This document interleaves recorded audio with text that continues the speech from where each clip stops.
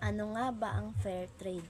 Ang fair trade o patas na kalakalan ay isang kilusan at sistema na naglalayong baguhin ang tradisyonal na paraan ng pagnenegosyo upang maging makatarungan para sa lahat, lalo na para sa mga maliliit na magsasaka, manggagawa at artisan na karaniwang naaapi o nalulugi sa pangkaraniwang kalakalan. Sa tradisyonal na kalakalan, madalas ang mga maliliit na producer ay binabayaran ng sobrang baba na babaon sa utang at minsan ay wala pang proteksyon sa trabaho. Sa pamamagitan ng fair trade, sinisiguro na mga prinsipyo ng fair trade. Una, patas na presyo. Hindi pwedeng basta-basta ibaba ang presyo ng mga produkto. May minimum na bayad para masiguro na sapat ang kinikita ng mga producer para mabuhay ng maayos. Pangalawa, maayos na kondisyon sa trabaho. Dapat ligtas ang lugar ng trabaho, may tamang oras ng pahinga at hindi pinipilit na magtrabaho ng labis.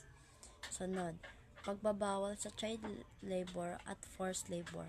Bawal mag-empleyo ng bata o pasanin ang manggagawa at sasapilitang trabaho. Gender equality at pantay na oportunidad. Hindi dapat madidiscriminate ang kababahian o kahit sinong kasarian sa trabaho o sahod. Sustainability o pangangalaga sa kalikasan. Dapat gamitin ang paraang hindi nakakasira sa lupa, tubig at kalikasan.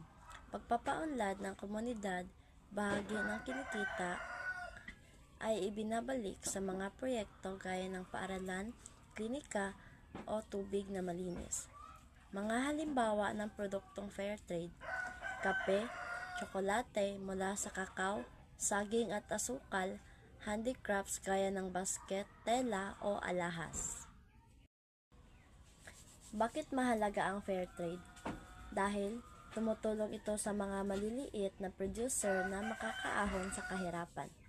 Nagbibigay din ito ng kapangyarihan sa mga lokal na komunidad.